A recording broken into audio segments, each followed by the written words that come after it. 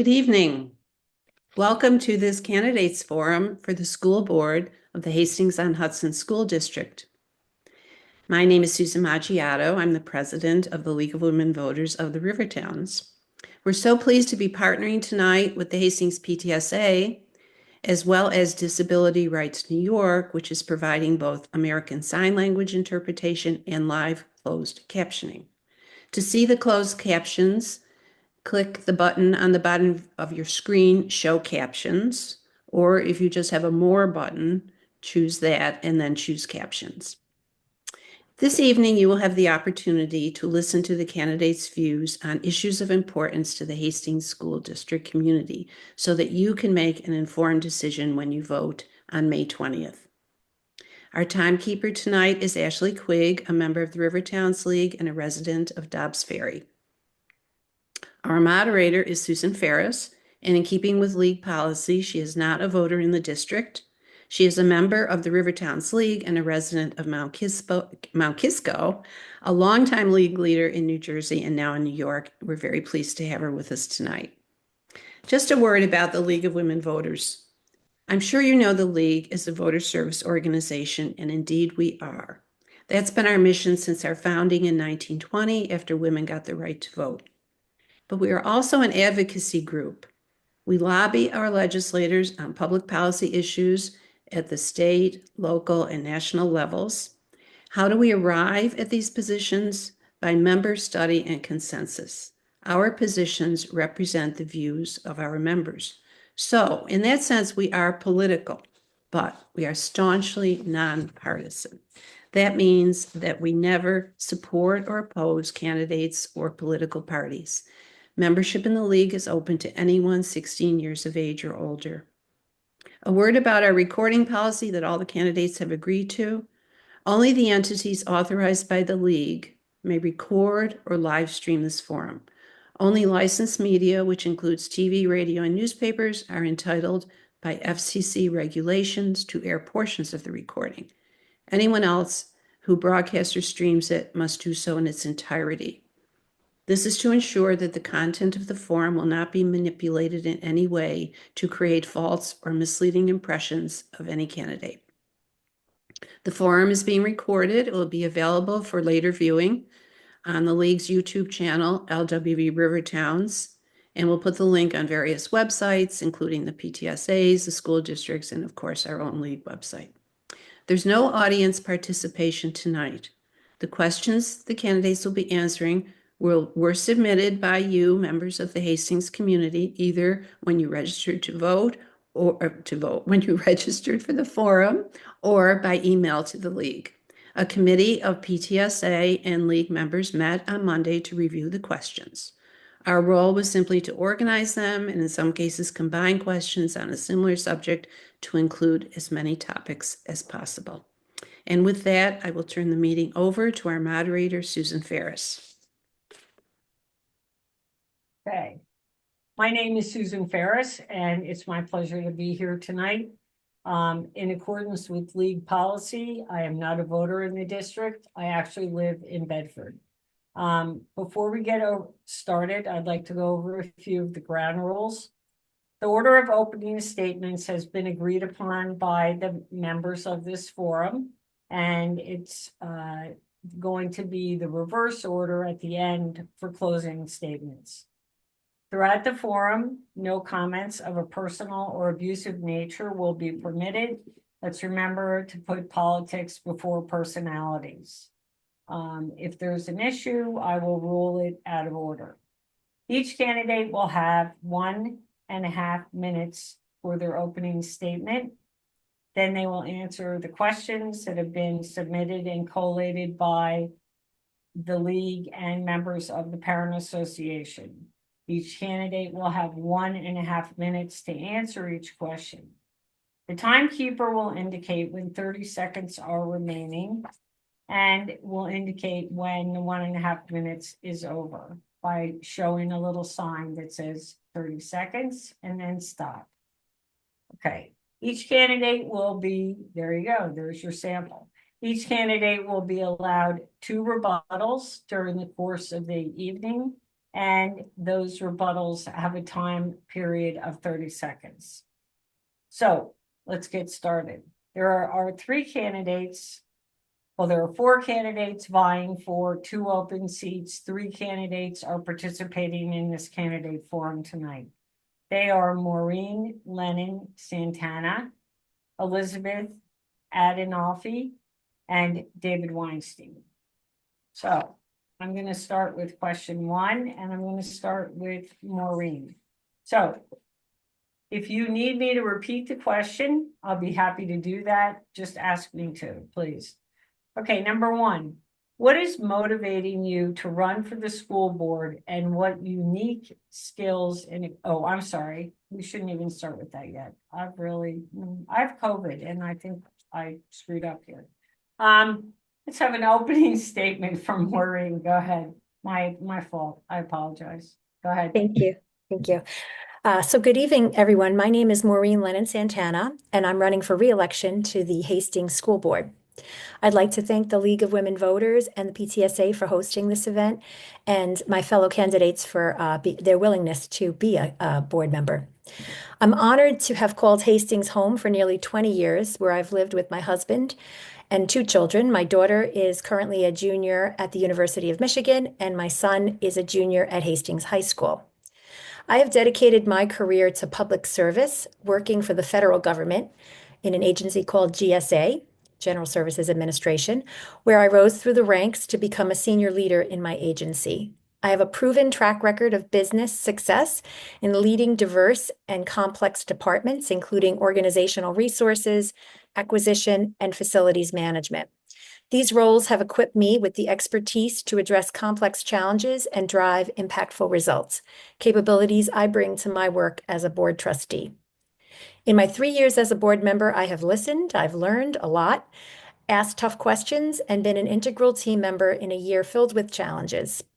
There's more work to be done, and I'd be honored to continue to serve the district in achieving excellence for its most important stakeholders, our students.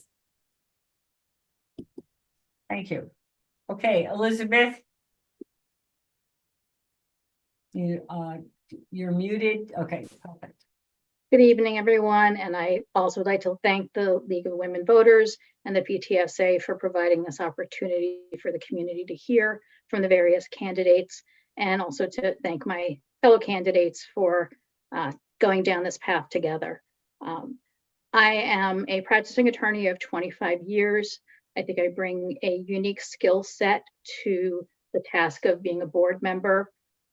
From analyzing problems, researching problems, coming up with solutions, and at the same time, the skills of persuasion that are very important when we're trying to get the community to come along with us when we have a big ask like a bond or a budget.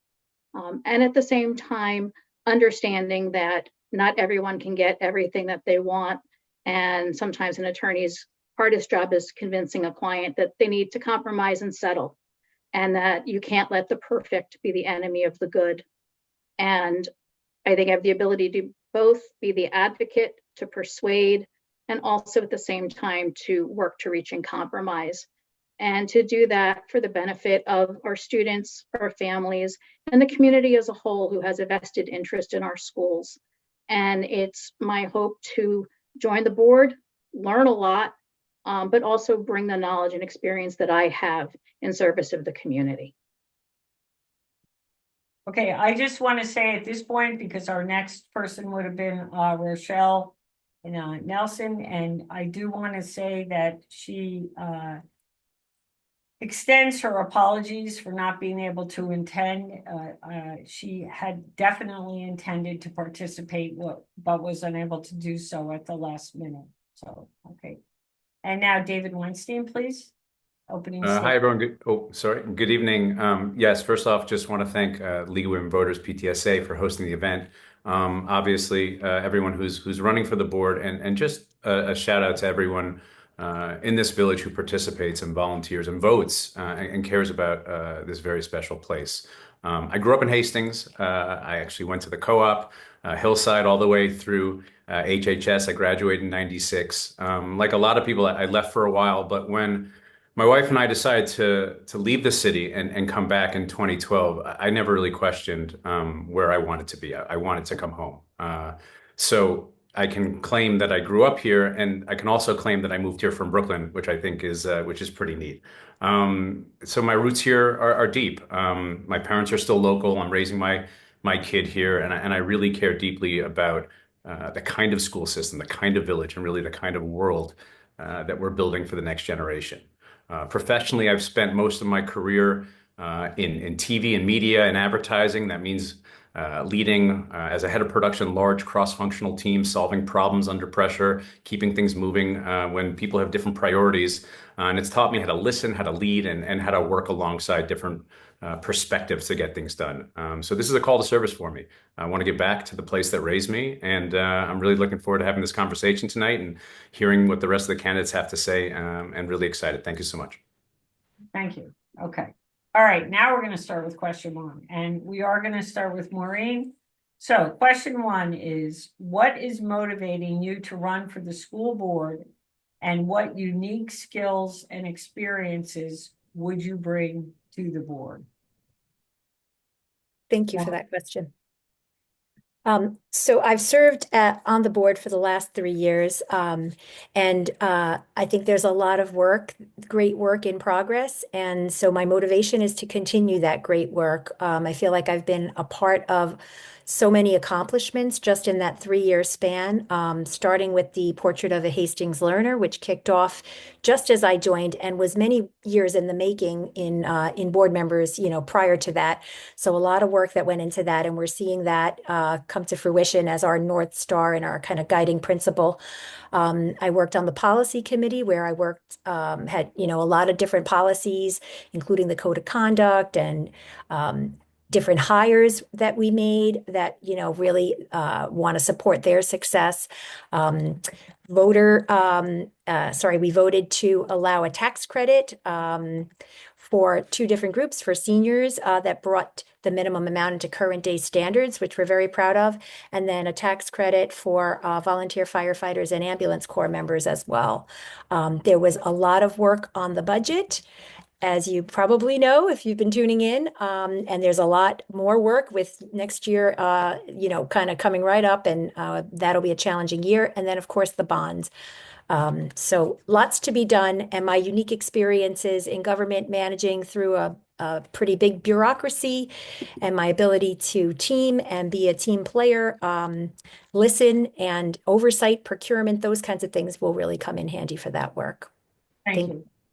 Okay, and Elizabeth. Well, I'm primarily motivated to run for the board. I've been in Hastings for almost 13 years now. I have one child in high school and one in the middle school. They both went through Hillside. And honestly, I think that our schools have some problems that they need to tackle.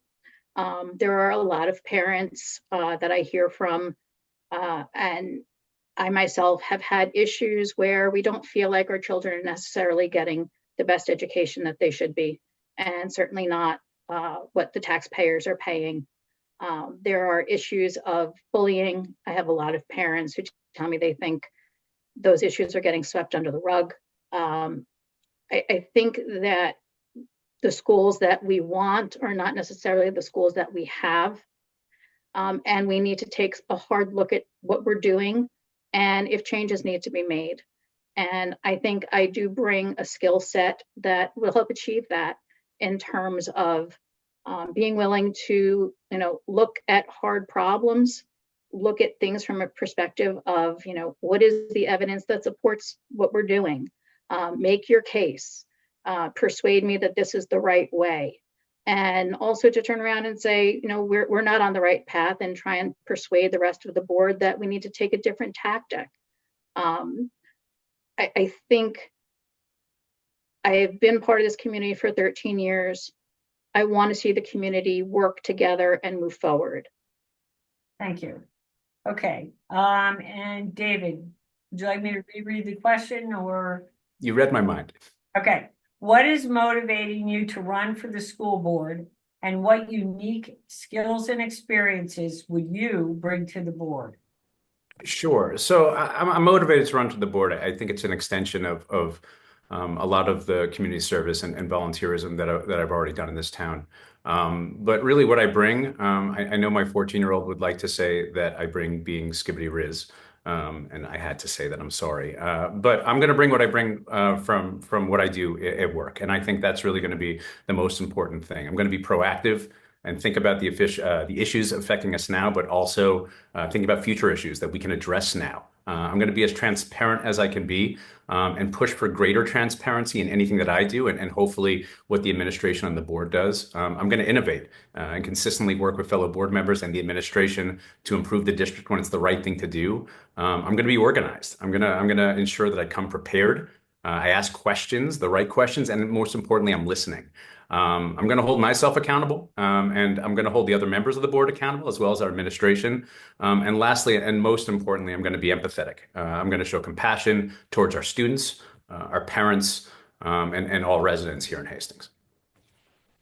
Okay, thank you. Okay, number two. And we're going to start with Elizabeth.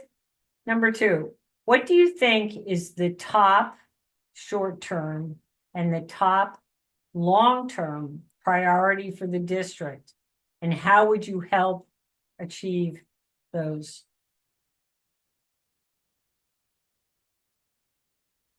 I think the top short-term district is getting the community behind the financial investment that the district needs to make in the schools. I think that bringing the community on board, making people who don't have children in the schools feel invested in them, that they are willing and happy to contribute to meeting the needs of our students in our schools. I think we're seeing that's a really important challenge. And I think having a broader view that our schools are part of the community and trying to help with persuasion, outreach to the community to bring people on board. That's my plan. I think that sometimes there's too much of a feeling of separation between the community and the parents who have children in the schools. And I'd like to try and help bridge that. As far as long-term goals, our curriculum, particularly our literacy curriculum, has got to be reevaluated. We have too many children that are requiring intensive amounts of tutoring in reading and writing, basic skills. We have children getting to high school that struggle to write a 5-paragraph essay. And I hear this from a lot of parents, not just my personal experience. This district made a choice to go down the balanced literacy pathway years ago. Our children have not gotten sufficient explicit instruction in writing or in reading. We have children. Okay. All right. David, what do you think is the top short-term and the top long-term priority for the district? And how would you help achieve them? Sure. And I hope this isn't a kind of cheap by answering this question, but I actually think that the short term and the long term priorities are kind of the same thing. And that's really investing in our schools. Right now, we're about to hopefully pass a bond and a budget that reflect really what we've needed to do for quite some time. And I think that right now, what we're seeing is in a sense, we're paying the price because we didn't make these investments a long time ago. And so I think that the short-term investment of investing in our school and supporting the bond and our budget is going to help us right now, right? Certainly on the budget side. Long-term, it's the same thing. We need to continue investing in our schools, and we need to make sure that we're putting the resources and the financial resources into our schools so that 5-10 years from now, we can look back and say we made the right decisions and invested in our students who are going to be going through our high school and middle school in years to come. Okay. And Maureen. Thank you. I agree with my fellow candidates that I think both the short and the long term is kind of the financial piece of it. The more immediate being the budget that will be up for a vote when we're on the ballot on May 20th. This year was a very tight budget year. We listened to a lot of feedback from the community and received a lot of emails and went back and forth on, you know, a piece of a position here and there, really to kind of scrounge up and be able to give the full curriculum its due, which we ended up doing. And so we absorbed several positions that into the schedule in a way that allows us to continue with all the AP classes and doesn't cut teachers by absorbing positions in different ways. But next year, basically, we're up against a very, very tough road in order to be in compliance with the tax cap. I think it will be very, very difficult, and if it doesn't pass, I think it has a ripple effect for many years to come, as we're seeing now with the last one that didn't pass. And then the longer term is really the bond, right? And letting our facilities get the upkeep and needed improvements that they so desperately deserve. It's been many, many years that we have kicked the can down the road, and we are definitely seeing the need for those facilities to get upgraded. Thank you. Thanks. Okay, question 3, we're going to start with David. Okay, question 3. In your opinion, what are the district's current strengths and weaknesses? Strengths and weaknesses. Well, I think we have a lot of strengths here in Hastings, and I think it kind of starts with who we are as a village. We foster a really nurturing environment. I think we see a lot of that in the Portrait of a Hastings Learner, which I know was mentioned earlier, and I think it's such an important part of who we are as a district, right? This is a living vision of the kind of people we hope our kids will become. So for me, I think our strength is the fact that we have this ideals of the Portrait of a Hastings Learner, right? That is a lead that I really want to follow. I think it's just a powerful reminder that in a lot of ways, education is about test scores and in college admissions. And it's also about raising thinkers and doers and compassionate citizens and really creating amazing citizens that we're going to bring in. And yeah, our weaknesses, I'd love to say that we have none. We have a few. But I think if I were to look at the biggest weakness here in Hastings, I really think that we could all do ourselves a service by setting a good example for our children, I guess, as adults, right? And having a respectful discourse, making sure that we are appreciative of differing views and understanding that it's okay to disagree with somebody. Let's discuss that in a respectful way. And let's show our children that we can, be great. I was going to say something else, but let's just say be great. Okay. And Maureen, what are the district's current strengths and weaknesses? I would agree with David that we have a lot of strengths, and I do think that the portrait embodies many of them. I think certainly the bold part and our empathy and collaboration, I think, speaks volumes. We're a very involved community. I think we have very involved community members, very involved parents. That's a big plus. A lot of support for the school and the things that we do. And I do think, we nurture that community kind of atmosphere. I think we are very accepting and welcoming for all, and that's always been the case, and I think that's a big strength. And we encourage exploration and curiosity, inquisitiveness, all of that. I think we have rigorous academics, and we do keep a close eye on that. And we put children first. I think we've seen very big improvements in the special ed. And all of those are very big pluses. On the weaknesses side, I guess sometimes besides the facilities, kind of falling apart, I think on the weaknesses side, we have been working to get the middle school standards up in terms of not just the facilities, and they've certainly gotten their share of getting hit with different things, including the flood, but the FMS action plan and a lot of the hiring in the budget has really been to strengthen the middle school to make them ready and prepared for high school. Okay. All right, we are now up to question 4, and No,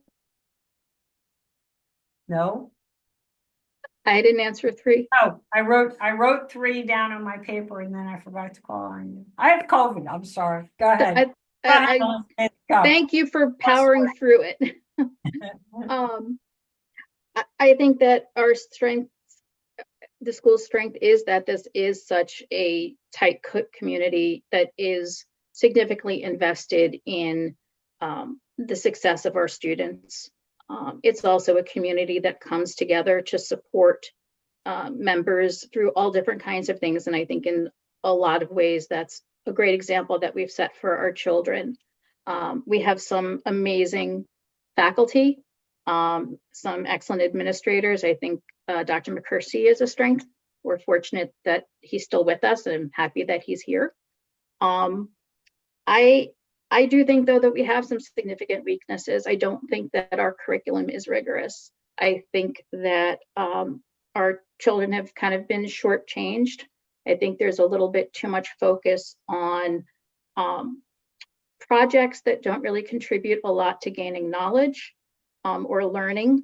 Again, I think our literacy curriculum has left a lot of our children struggling across all different subjects. When you can't read and write well, it does make learning harder. And like I said, I think we see parents filling the gaps. I think while we are a diverse community, I think one of our weaknesses is that we don't necessarily tolerate different opinions. We haven't always modeled for our children how to civilly and respectfully disagree. And I hope we can improve on that. Thank you. Okay, question 4, Maureen. Please describe a situation where you've worked with someone whose perspective on an important issue was diametrically opposed to your own, and explain how you manage that difference. Please describe a situation where you've worked with someone whose perspective on an important issue was diametrically opposed to your own, and explain how you manage that difference. Well, starting with Maureen. It's a good question. That's like an interview question there. Yeah. Let me think. I don't have a board example for this. We have differences of perspective, but not diametrically opposed. I probably could come up with several on the work front on opposition. I would say, in implementing some big initiatives in my job, specifically related to hiring, when I was in the role of organizational resources, we were working on a new hiring protocol that we learned was a best practice from a different part of the country. And some of the folks that were in charge at the time were very opposed to us implementing it. We were putting a team in place and wanted to kind of have a trained group that was sitting in on all of the panels, et cetera. And I think they had something to lose in terms of, control over the process. So they were pretty opposed. I think we had to work through it and prove that it was the correct way to proceed. And I think 12 years in, unfortunately, the circumstances have changed dramatically this year, but we really saw the benefits of that hiring process. And I think that's the best proof. Okay. Got it. Thank you. Okay, Elizabeth, please describe a situation where you've worked with someone whose perspective on an important issue was diametrically opposed to your own, and explain how you managed that difference. Well, I came into a case as replacement counsel, and there was co-counsel for another party, and we had to work together. Our clients had very common interests, but we saw the case very, very differently, probably because I came in with fresh eyes. And we were very wary of one another, but we had to work together for our clients' interests. And it was one, starting from a perspective of this person was coming at this from the best of intentions. He was doing what he believed was best for his client. And I believed that I was doing what was best for my client. And how did we reach agreement? Part of it was going point by point and showing him the things that I had discovered, the things that I understood that maybe he hadn't seen or he saw differently, and to try and lay out for him why I was seeing things the way I was. And over time, as multiple issues came up and we were able to both get to the point where we understood things the same way, or at least close enough, we worked together. We're still not 100% aligned. We still have disagreements, but we are able to communicate with each other and share information, giving each other the benefit of the doubt to really work together to get the best outcome. Thank you. Okay, and David, please describe a situation where you worked with someone whose perspective on an important issue was diametrically opposed to your own, and explain how you managed that difference. Sure. I'm going to struggle to name one issue. I think I've been in too many diametrically opposed situations.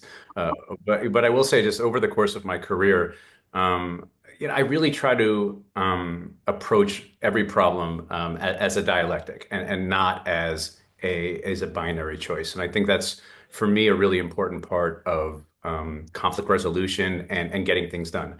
As a head of production in what I do, I have a creative, a legal, a financial, a logistical, a people responsibility, and often those things are at odds with each other, right? It's the good, fast, cheap conundrum. If you want it to be good, it can't be fast, and it can't be cheap, that kind of thing. And so I'm consistently battling cross-functionally with all kinds of different leaders who want things to be a certain way. And as a producer, I have to take all of these different questions: who, what, where, when, why, and I'm the guy who has to figure out how to do it. And often that means a lot of compromise, a lot of settling, a lot of having difficult conversations.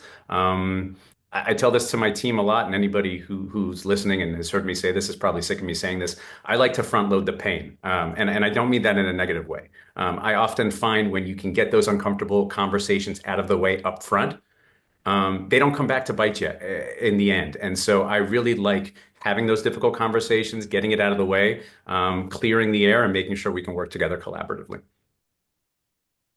Thank you.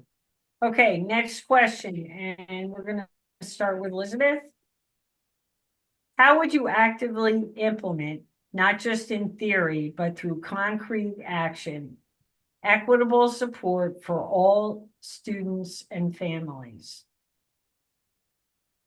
How would you actively implement, not just in theory, but through concrete action, equitable support for all students and families?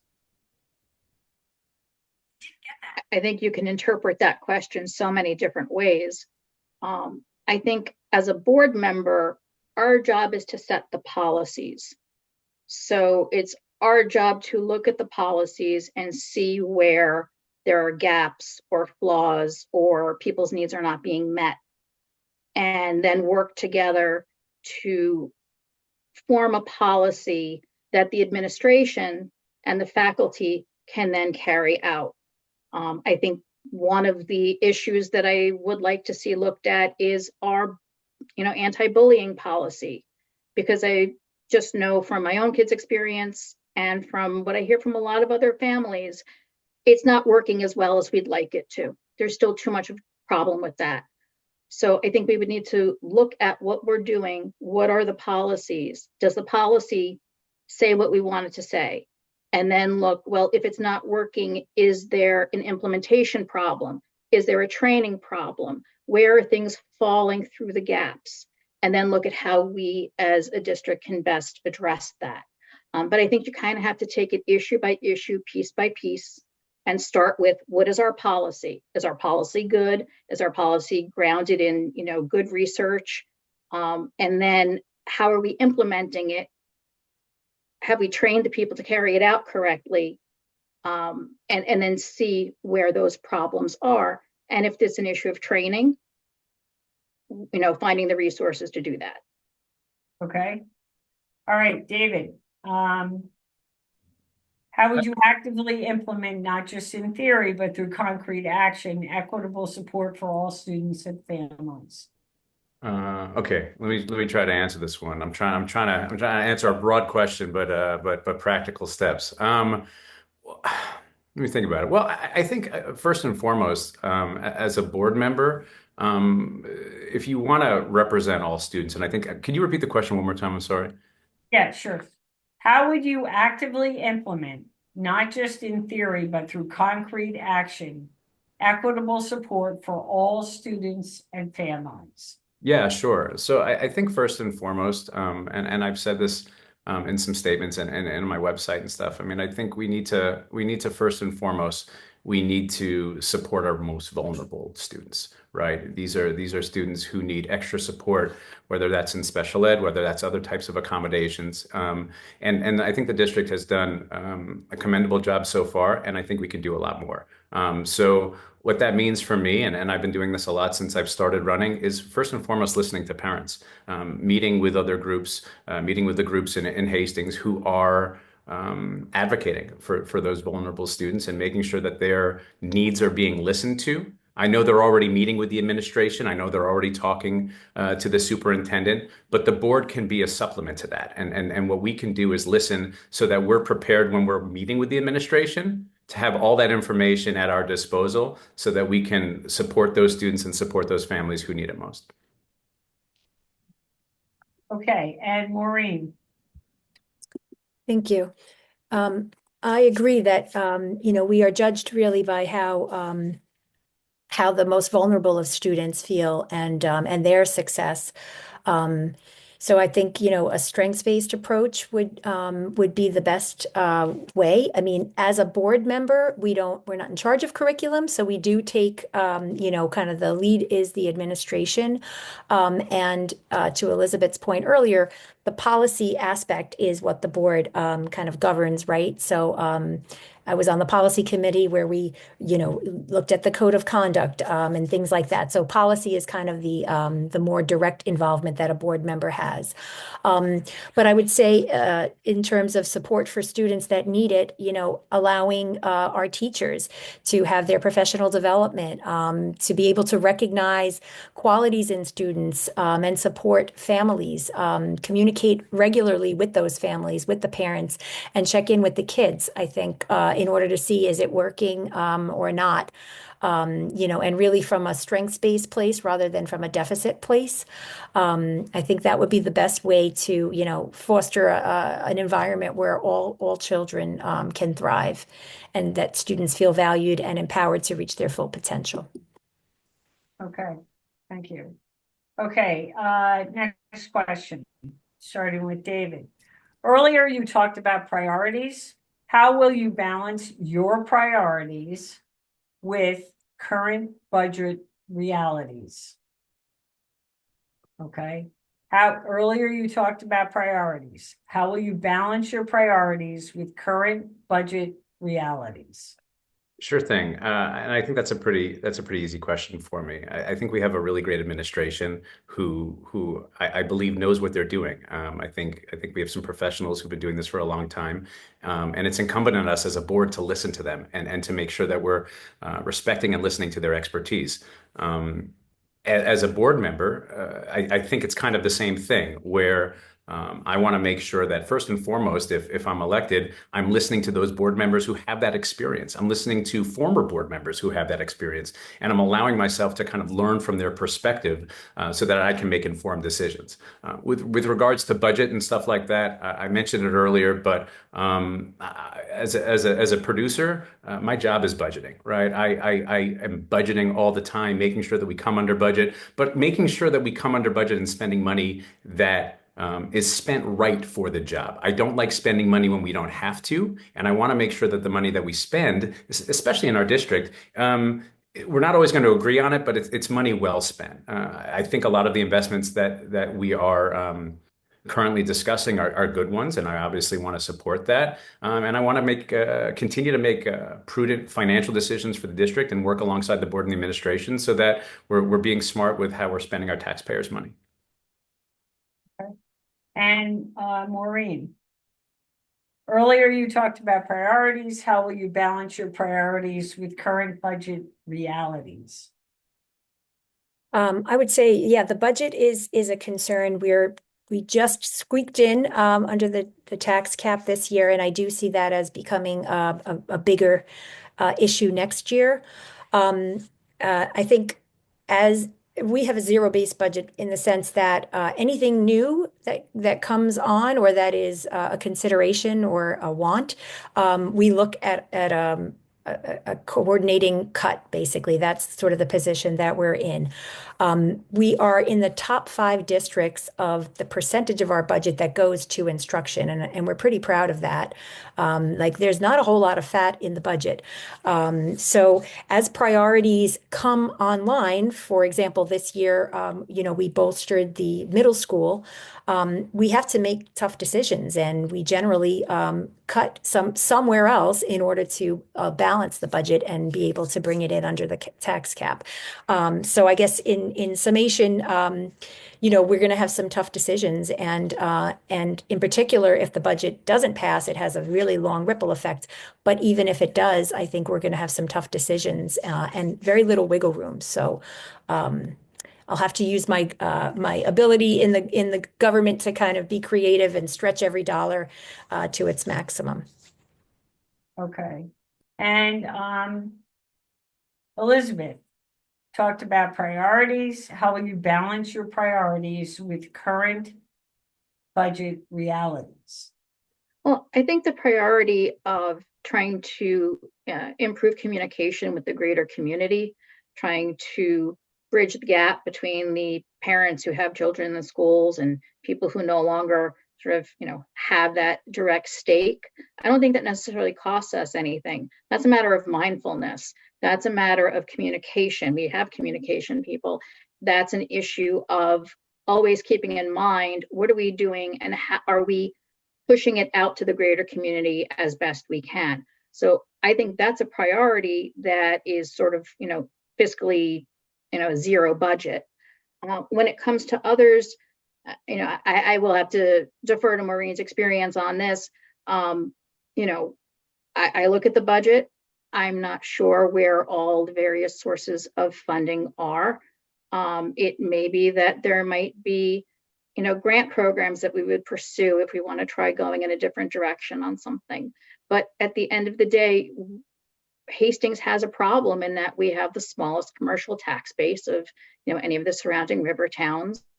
And we may have to make very hard decisions that certain things just can't happen because the money isn't there to do it.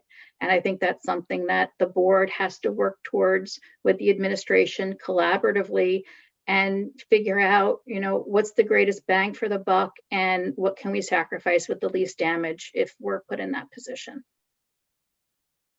Okay, thank you. Okay, next question, starting this time with Maureen. What are your thoughts on the proposed budget and the process the board and the community went through to arrive at that budget? What are your thoughts on the proposed budget and the process that the board and the community went through to arrive at that budget? So I fully support the proposed budget. We voted unanimously in favor of the budget.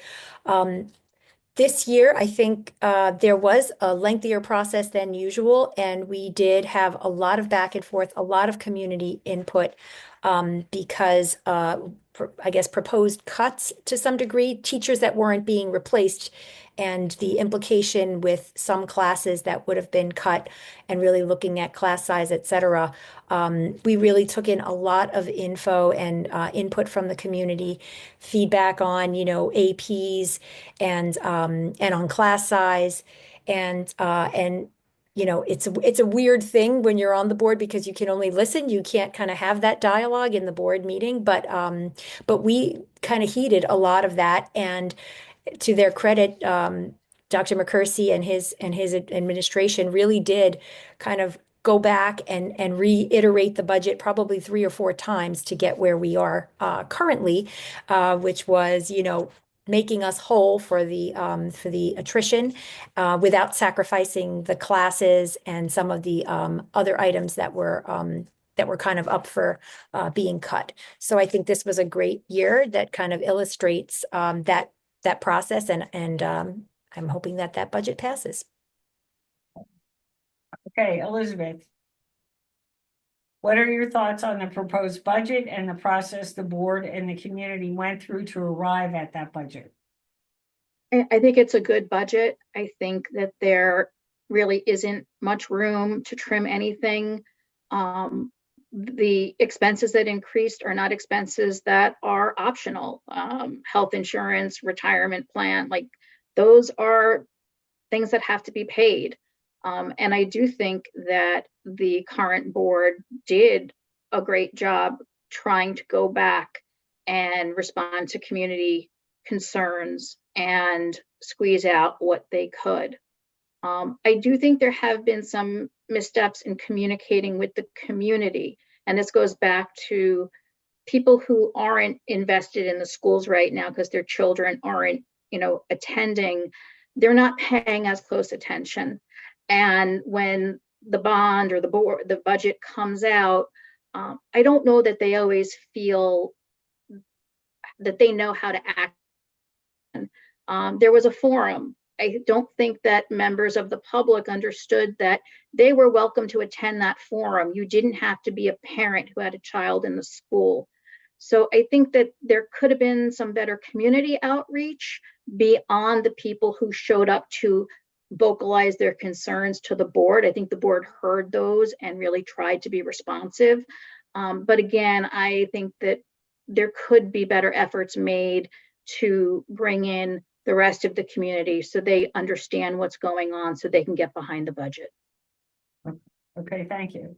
Okay, and David, what are your thoughts on the proposed budget and the process the board and the community went through to arrive at that budget? Thanks. I'm probably going to repeat a little bit of what both Maureen and Elizabeth said because I think you both made excellent points. I'm happy to support the current budget, and I know it's a tough process. And I agree. I really appreciate that the administration and the board listened to community concerns and came back with a budget that I think we could all be happy with, and I'm going to be excited to support it on May 20th. Especially around hiring extra teachers and making sure that our staffing is adequate for the kids. I know that was a big concern. And I know I know in watching the board meeting last night, Bill touched on this a little bit. We can always improve our communication, right? We can always be better at communicating and listening to community concerns and making sure that when we have a plan, we have a budget, anything that we do, that we can take the necessary steps to make sure that all residents of current children in the district, as well as residents whose children have gone through and residents who don't have children, are informed and aware of what's going on. It's a big part of our taxes here. So ensuring that we're discussing it clearly, proactively, with as little opacity, I guess, is allowed, and I'm sure I'll find out more if I'm elected, is really going to be an important part of how this board acts and really works with the rest of the community. Okay, thank you. Next question, starting with Elizabeth. The voting for the bond is a separate vote on June 17th. If it passes, what are your thoughts on financing infrastructure improvements in the future? If any part or all of it fails, what do you think should be the next steps for the board? Ominous. The voting for the bond is a separate vote on June 17th. If it passes, what are your thoughts on financing infrastructure improvements in the future? If any part or all of it fails, what do you think should be the next steps for the board? I think I'm going to answer the second part first. If the bond fails, I think that the district should probably have at least one community-wide forum to get feedback to try and understand why. And to do that soon. We are running up against the issue of we do not know that the state aid will continue to be there. The percentage that the district gets reimbursed could be seriously reduced next year. It could be eliminated. We don't know what's going to happen. So there isn't a lot of time to waste if it doesn't pass. But I think the most important thing to do is to find out why and figure out, one, how to address those concerns so you can put something similar out again, or whether you need to go back to the drawing board and take a different approach to get it through. I don't think you can make that decision in a vacuum. You need to understand what caused it to fail in order to know how to proceed and go forward, whether it was a communication problem or whether it was a substantive issue. And as far as funding things in the future, I mean, bonds are how school districts fund capital improvements. That's sort of what we're limited to. What I hope will happen is I hope the community will understand that we need to increase the amount of the commercial tax base in Hastings. The board doesn't really get involved in what's going on with the Board of Trustees, but I think the board needs to let the community know you have to support commercial development if we want to fund improvements. Thank you. Okay, David, the voting, you want to hear the question again or not? There's a long question. I'll take it, Susan. Okay, you'll take it. The voting for the bond is a separate vote on June 17th. If it passes, what are your thoughts on financing infrastructure improvements in the future? If any part or all of it fails, what do you think should be the next steps for the board?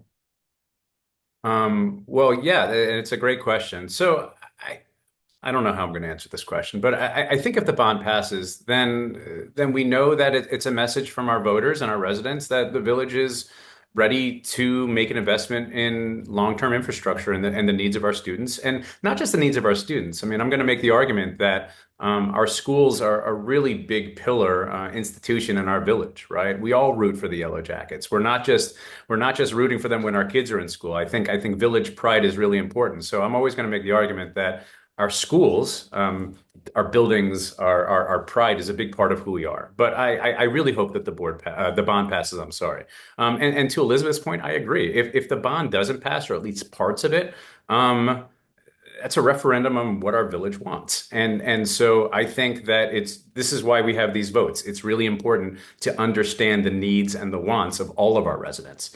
And so, yeah, whether that's how it was communicated, how it was structured, these are all concerns that I've heard from residents in some form or another. But what I will say is this, and I don't mean to scold anybody. Whatever happens out of this, I really hope that we all treat each other with respect, and we understand why we voted. It's a tough situation and we all have a lot of priorities, but I want to make sure that whatever and however we voted, that we come together and find solutions for the future in a respectable way. And that's village-wide. Okay, thank you. Okay, Maureen, the voting for the bond is a separate vote on June 17th. If it passes, what are your thoughts on financing infrastructure improvements in the future? If any part or all of it fails, what do you think should be the next steps for the board? Thank you. I agree with what both Elizabeth and David said. If I understood, I guess my take on the first part of that question, thoughts on infrastructure in the future if it passes.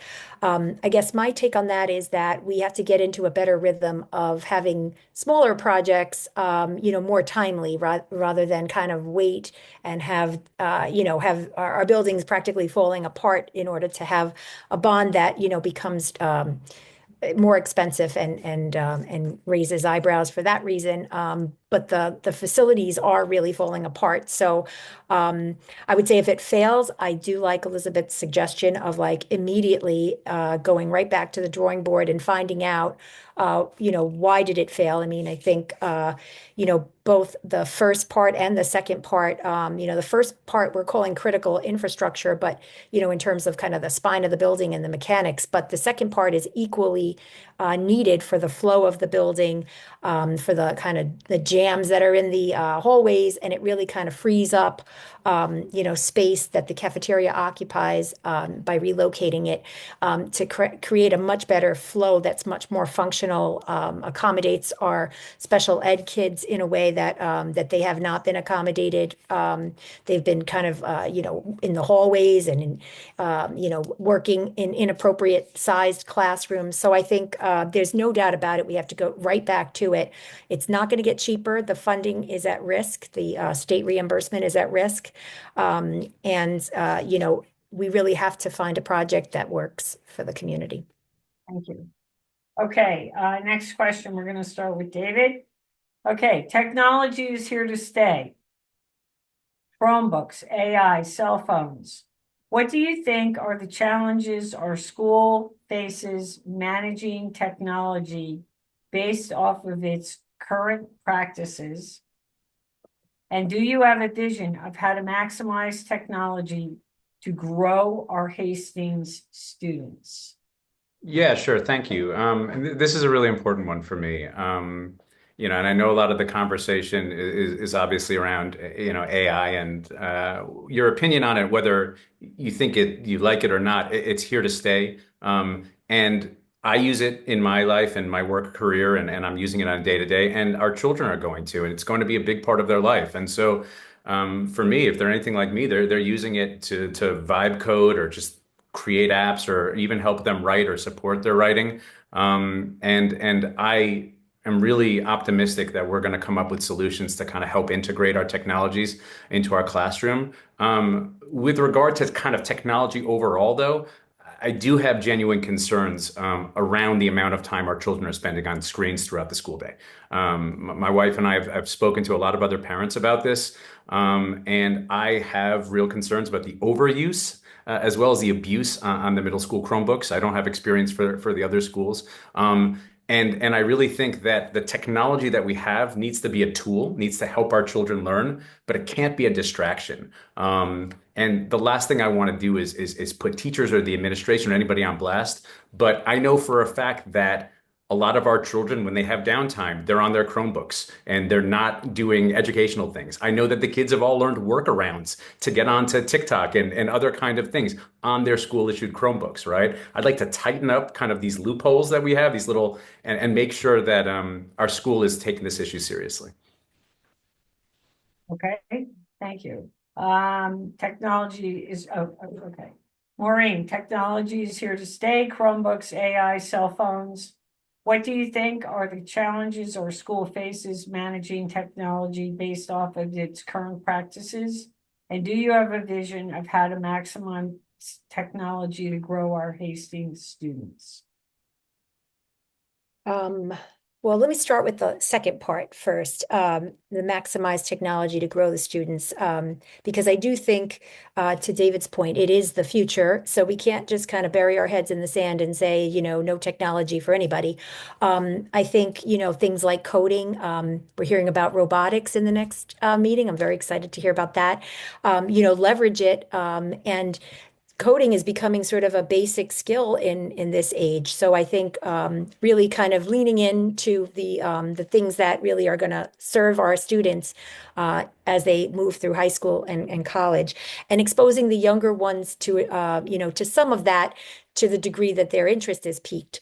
But it's all a balance, and though we can't get away from it, I do think our kids have too much technology. I personally was thrilled to see the state coming out with, a banning on phones. I think we were, successful in kind of addressing that classroom by classroom, but we were, trying to kind of gradually get there.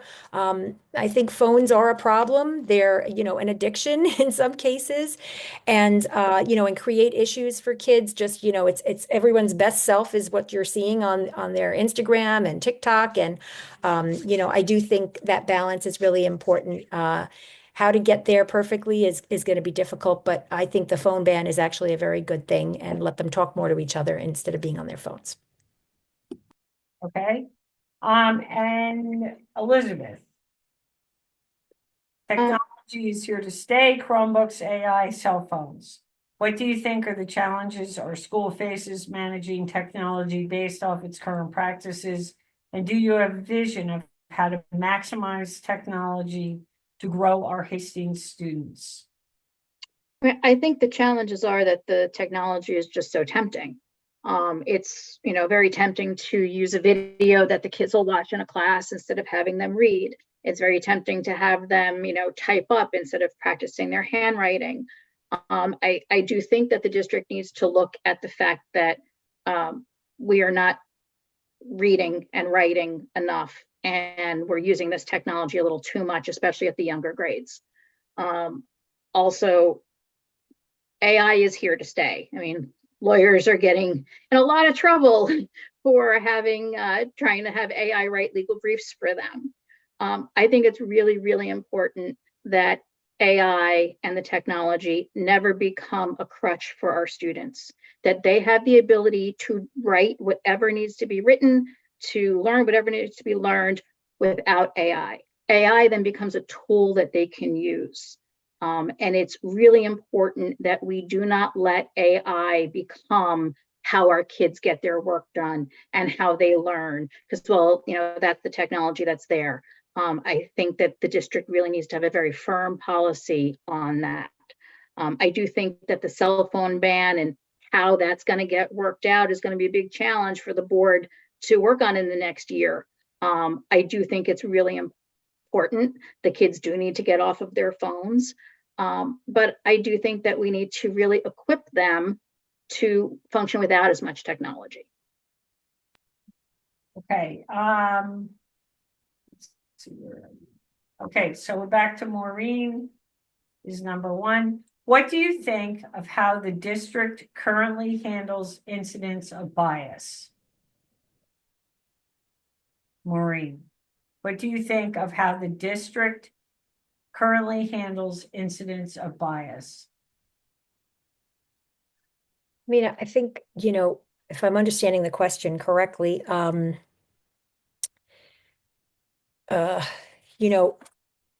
I think we have a pretty strong protocols in place for issues that come up and how they're resolved. I guess it depends on the specifics. A lot of things that might come to our attention are not necessarily spoken about, in a full forum. They might be kind of more under executive sessions. But I think, we certainly take all of anything that's come to our attention very seriously. If it was around inappropriate behavior or something like that, or something that just was done inappropriately. I think there's a whole protocol for how we handle that. But I haven't personally been involved in seeing a whole lot of bias cases that have kind of come through the board. So I'll take that to sort of mean that there's not a lot coming to our attention, and I think the protocols are working. Okay, thank you. Okay, Elizabeth, what do you think of how the district currently handles incidents of bias? Well, I mean, I think part of the problem is that, based on FERPA, which is the student privacy law, federal student privacy law, we don't know how a lot of bias incidents are handled, because what happens to a child who's been accused of having engaged in inappropriate conduct, that discipline is not something that everybody gets to find out. Sometimes the identity of the perpetrator isn't something that everybody gets to find out. I think when there are anonymous situations, no one knows how it was handled. I think the district may be interpreting FERPA a little too stringently as far as not being able to share how certain situations were handled. And I think that makes it hard for the community to feel like these issues are being addressed effectively, because we don't know what the ultimate outcome is. And it may be, legally that information just can't be shared. I think that there are some exceptions where the community could have a better sense of what the outcome is. So I think that's like really big situations. The problem that I hear about is smaller things where something happens and it doesn't get addressed. Does it not get addressed because no adult heard it to address it? Did it not get addressed because the child isn't comfortable telling an adult what happened? I'm not sure, but there definitely is a sense that I've gotten from some parents that things are heard and adults don't take it necessarily as seriously as they should. That's an implementation of our policy that we need to look at. Okay, thank you. Okay, David, what do you think of how the district currently handles incidents of bias? Yeah, thank you. Yeah, I think I agree with Elizabeth. I think we could always do better. I've spoken to a lot of parents who feel like their concerns aren't being met, and I know that we're not alone in Hastings. I know that this is a problem that's pervasive across our country, right? And this is an unfortunate consequence of raising our kids in a current state where bullying and biases we're seeing at the highest levels of power in our country. For me, recognizing the bias is really important, right? And not a reaction. This is not a response, but we need to be proactive and create proactive policies to ensure that our children are understanding of what bullying is, what bias is. And listen, I understand that, we always want to grab the pitchfork and find out, who's doing things. But for me, it's really, and research has shown this, right? That effective school-based programs focus on changing group norms and not on punishing individuals. So for me, it's proactive, it's consistency, and it's creating programs to ensure that our kids are educated on treating each other with respect and creating a culture of respect here in Hastings. That should be the standard, full stop. Thank you. Okay. Okay, next question. We're going to start with Elizabeth. And how do you see the responsibility of board members for students who are struggling academically? And how would you participate in turning things around for those students? So what do you see as the responsibility of the board members for students who are struggling academically? And how would you participate in turning things around for those students? Well, I think that under New York law, the Board of Education is ultimately responsible for our curriculum. If our curriculum is not meeting the needs of our students, the buck stops with the board. It's not the administration, it's the board. So I think we have to look at why students are struggling. And there may be, I'm sure there are various reasons. If they're struggling because we've never taught them how to properly read and how to properly write, that's a curriculum problem. And that's something that the board needs to tackle. If the problem is that there aren't sufficient supports for implementing the curriculum, which is capable of teaching the children what they need to know, then we need to look at, do we need professional development? Do we, need to change our staffing? If it's then a matter of, well, we're doing that, but somehow this child's needs still aren't being met, then was there a problem in an IEP process? And, we have to be accountable very much so on the special education end of things. But I don't think that every student who's struggling in Hastings is a student who needs special education. I think that there are gaps in our curriculum that have left some children struggling. And again, if you can't read well and you can't write well, that's going to cross all subjects. So we really need to look at, is our curriculum meeting our students' needs? If it's valid, evidence-based, and we know that it works, then we need to look at how it's being implemented. Thank you. Okay, and David, how do you see the responsibility of board members for students who are struggling academically, and how would you participate in turning things around for those students? Yeah, sure. And I'm glad to hear Elizabeth's answer. Right. It is kind of a multi-pronged approach, right? First and foremost, let's take a look at our curriculum and let's make sure from Hillside all the way to HHS, we're understanding best practices and proven practices to ensure that when our kids are learning math and literacy in Hillside, that's going to translate to FMS. that when they get to FMS, it's not a shock to the system because perhaps the literacy skills they were learning didn't prepare them, right? But and then with regards to to kids with IEPs and who needs, from the parents that I've spoken to, what I've come to understand is there's not always a lot of understanding from parents who don't have kids with IEPs, and I think that the most important thing we can do is and I think a lot of groups are doing this right now is educating our parents and helping everybody understand the needs of all of our students, our most vulnerable students, and making sure that we're talking about it out loud and making sure that all parents are allies, and talking to the district, talking to the board to make sure. Yeah, we have a legal responsibility, but it's also a moral responsibility to ensure that all of our children are protected, that they have the resources they need, and that we're offering all of the financial and logistical support to help them succeed. Okay, thank you. Okay, and Maureen, how do you see the responsibilities of board members for students who are struggling academically, and how would you participate in turning things around? So I think I agree with what both Elizabeth and David have said. I think as a board, we keep an eye on things, but we leave some of the decisions on implementation, professional learning, and some of that up to the administration and curriculum included to kind of follow their lead. I think we look at the data and we get presentations. We ask the tough questions. We look at test scores. We have presentations from the special ed department. And we look at the supports and are they working?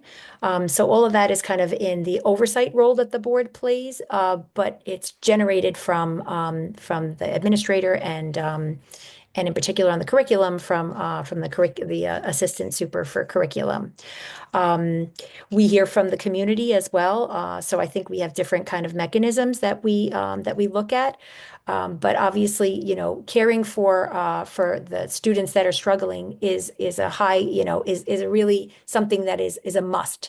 It's non-negotiable. And really making sure that they have what they need to reach their full potential is really important. And we strive to do that with all of our meetings and kind of in all the questions that we ask in relation to the data that we're seeing and all the presentations that we hear from SPED, et cetera. Okay, thank you. Okay, question number 12. I'd like to do a rebuttal on that, if I may. Yes, go ahead. I think that test scores do not tell us whether our kids are struggling or not. There is a culture of tutoring and supplementation that get those test scores where they are. So when the administration does presentations and shows us what our test scores are, I don't think that it's time for the board to be deferential to the administration. I think we have some real problems. And if you listen to the parents, those test scores come at a very, very high cost to families that already pay huge taxes in this district. Thank you. All right, now, let's see, 1, 2, 3. Okay, next question, we're going to start with David. And how would your prior involvement in the Hastings community help you in your role as a board member? How would your prior involvement in the Hastings community help you in your role as a board member? Yeah, sure thing. I think first and foremost, growing up here, I came from a family where community service was really important. My dad was on the planning board here in Hastings. My mother was the president of Greenbrook Heber Center School Board. My wife's been active in the PTSA for the last 10 years. And personally, I'm a very proud member of the Hastings Fire Department, more specifically, Riverview Manor Hose Company number 3. It's been an honor to serve and represent this village since 2018. And I just need to remind everybody who's tuning in or may watch this, we are 100% volunteer. We're always looking for members, and I encourage everybody to volunteer for our fire and ambulance. I'd also, like to say that being a member of the fire department has taught me more than anything that this village is a lot more diverse in thought than we sometimes assume. I think what I love the most is that I'm thankful that I can work alongside men and women who don't always share the same beliefs that I have, and I can tell you firsthand if you ever came to one of our meetings or hangouts, you'd hear me disagreeing a lot. But we do that with respect because we're committing ourselves to the village. So it's okay that we disagree because our common goal is to make this place as great as possible. So I believe in community service. I believe in giving back, and really that's why I'm running for the board. Thank you. Okay, Maureen, how would your prior involvement in the Hastings community help you in your role as a board member?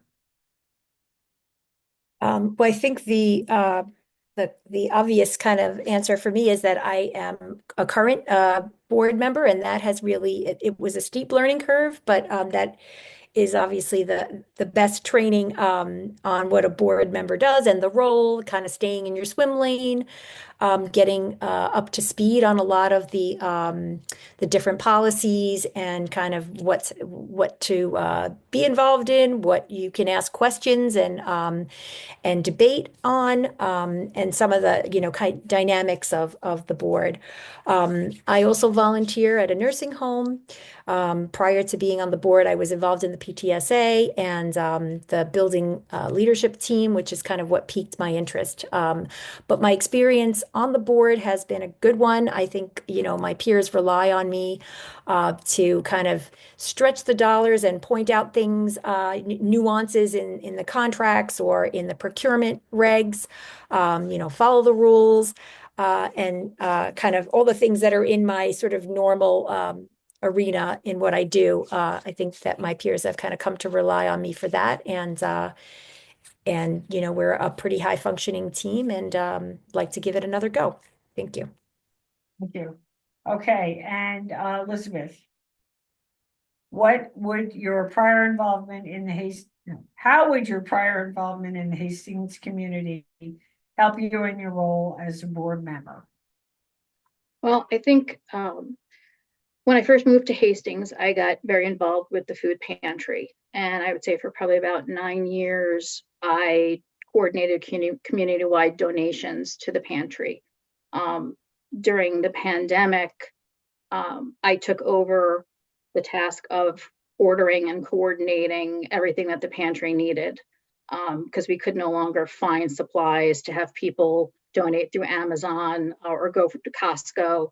It was a huge task, and it made me profoundly aware that not everyone in Hastings is as privileged as I am, and I'm sure many of the people who sit on the board are, that there are people in this community who struggle. There are people who came here because they thought they could give their children a fantastic education, even if it meant that they were scraping by. And so I keep those people in mind when I think about what we have to do as a board to meet the needs of our students. Not everyone can afford thousands of dollars on tutors if their kids can't read or know math. We have to make sure we're doing better for them. And I was a founding member of Hastings Rise when we were grappling with how do we deal with doing anti-racism work in Hastings, responding to incidents of white supremacist posters being stuck up around the village, of somebody flying a Confederate flag outside the train station. How do we have a seat at the table when hiring to make sure that we are focusing on diversity and excellence at the same time? Okay, thank you. Okay, last question. Okay, so let me go here. And I'm going back to Maureen. Okay, how would you propose improving communication with the community, particularly with those who do not have children in the schools? Maureen's first. Thank you. I think that is very important, and we've touched on communications a couple of times here. I do think there's room for improvement, and we've seen, I think, really improvements in the few years that I've been on the board, with hiring someone to specialize in it, and with the communications outreach and some community outreach kind of from the board. But I think, the bond has really kind of enlightened us in a lot of ways and given us a lot of feedback, particularly from the community members that don't have children, who might not be on the regular email blast or tuning in to, kind of every meeting to sort of follow the details. and so they're receiving their information from other sources, and some of it's, old information or, misinformation, So I think that has really been an eye opener. And I think, at least as far as the bond, we have a number of different forums planned that really directly targets and reaches out to community members that don't have children. But I think it is also kind of informs us moving forward with other things. And really the idea that 70% of our community doesn't have children in the district, we need them. They're invested in the schools, and it would behoove us to really do a better job of reaching out. So I think that's part of the intent of our plans going forward. Thank you. Okay, Elizabeth, how would you propose improving communication with the community, particularly with those who do not have children in the schools? Well, I'll take that in two parts. I think for people who do have children in the schools, I think the district needs to go back and do an email diet. We get so many emails from the schools, we miss important things. And I know it's come in waves where there have been efforts to pull back how many emails come out, but then it just seems to creep up again. And it's so hard, especially working parents. You hope one of you catches an important email, but we're all really busy, and sometimes it's a little too much. And I think that's one area where less communication or more edited communication would be very helpful. Changing the way our emails go out so you don't have to click through 13 things to actually get to the information that's in the email. I think people would be really thrilled if we could do that. As far as getting to the greater community, I think the school needs to leverage social media a bit better. That's how a lot of people get information these days. I think the school can have some of its communications efforts directed that way. That's how you reach people. And I also just think that it's a tone. I think that there needs to be a sense of the whole community is part of this. I think it's in the messaging, not just in the method of communication. We want everyone to be invested in our schools and care about our schools. Thank you. And David. I'm sorry, Susan. Would you ask the question one more time, please? Yeah, sure. How would you propose improving communication with the community, particularly with those who do not have children in the schools? Thank you. So yeah, I kind of agree with Elizabeth. I don't know what the rules are around social media and what the district is allowed to put or how the communication needs to go out. But overall, communication needs to be a proactive measure and not a reactive measure, right? Right now, there's a lot of communication because we're about to pass or hopefully pass a bond that's going to affect our taxes. It's going to cost more money every year that we spend. So people are talking about it, right? But when we're not doing things like this, there are really important things that we need to tackle in our district that people need to be aware of. I think if I go online and I see a lot of these comments where people just aren't aware of what's going on. And I think the board and the administration does a good job of getting that communication out, but I think we can always do better. And obviously, I want Bill McCursey to be on TikTok and start dancing. I don't think that's going to happen. I'm going to encourage him, and maybe members of the board will as well. Maybe we'll have a good time. But communication also goes both ways, right? We need to make sure that we're encouraging our residents, both residents with children as well as without, to be proactive in reaching out to the board and reaching out to the administration. It's got to be a two-way street. So we're listening to concerns from all of our residents. And making sure that we're having thoughtful communication and being proactive as we do that. Okay, thank you. Okay. We are now down to the point where we are ready for closing statements. And we're going to start with David, you're going to go first. 1.5 minutes closing statement. Thank you. Well, first, thank you so much for hosting this event. I'll thank the league again, as well as the PTSA. This was a lot of fun. Maureen, Elizabeth, I had a really wonderful time listening to your comments, and I think for the most part, I agree with a lot of our concerns. I think a lot of our parents do.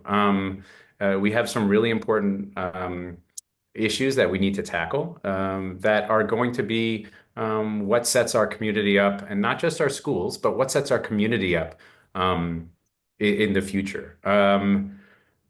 29 years ago this month, I graduated from Hastings High School and pretty much ran as fast as I could away from this village. And I thought I would someday have a village. I'm sorry, a future that didn't include Hastings.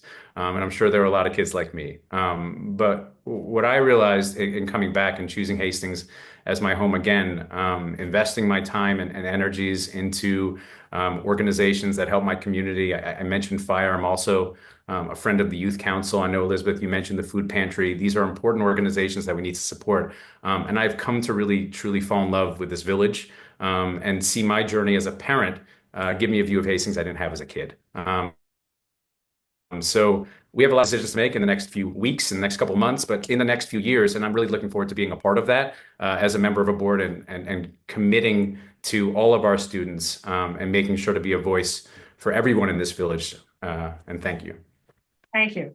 Okay, Elizabeth, closing statement.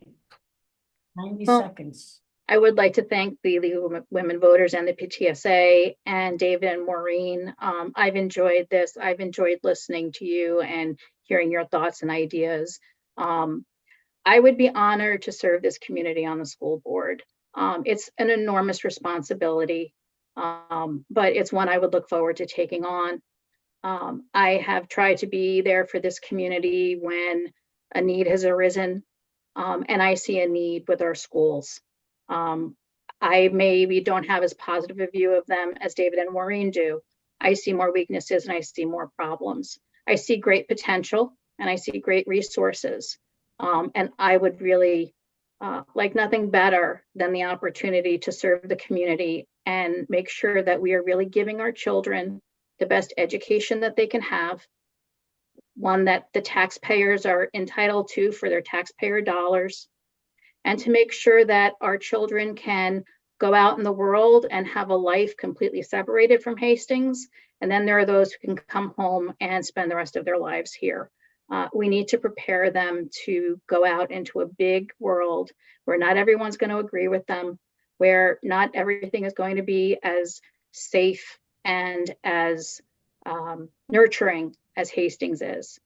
We need to make sure that they're ready. We need to prepare them. And we need to ask some tough questions about what we're doing and whether we're doing it the right ways. And I look forward to the opportunity to serve you. Thank you. And Maureen?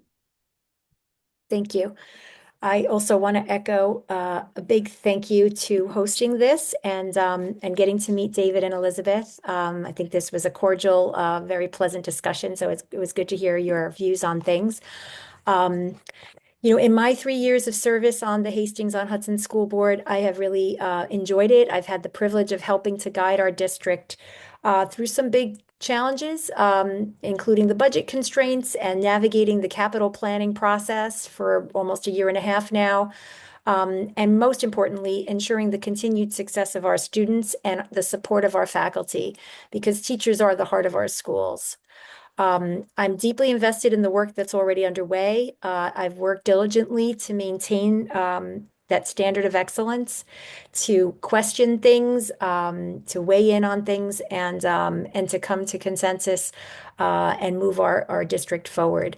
My abilities in my background of navigating complex organizations and my business acumen have definitely been a plus in my first term, and I look forward to using them in this challenging time of stretching every dollar and in the road ahead for our facilities. These are difficult times and experience matters. I'm committed to ensuring excellence, equity, and input. I'm proud of our progress, and I remain committed to supporting our students, our teachers, and our administration in achieving excellence and ensuring that our district is a place where all of our kids can thrive. Thank you. Thank you. Okay.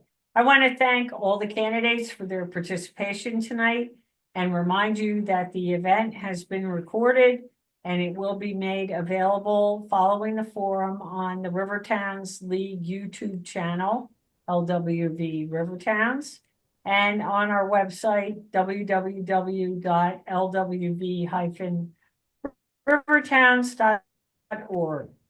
Election day is, I hope I have this correct, Tuesday, May 20th. All voting is in the Cochran Gym at Hastings High School. Polls are open from 7 a.m. to 9 p.m. The school bond vote is held on a different day, which is June 17th. The Hastings District is holding its own registration for school elections only on Wednesday, May 14th, 4 to 8 p.m. in the high school lobby. No. Okay. And now I'm going to make a little pitch here. I want to remind you of the unique and important role played by the League of Women Voters here in this community and across the country. The League works registering voters, educating voters on the issues of the day, which would be this forum, and protecting their right to vote is vital to the strength of our democracy. Your local league is made up of volunteers who donate and devote their time and energy. Your participation and assistance is always welcome, and your financial contributions, of course, appreciated. Remember, democracy is not a spectator sport. I encourage everyone to vote and have a wonderful evening. Thank you very much. Thank you.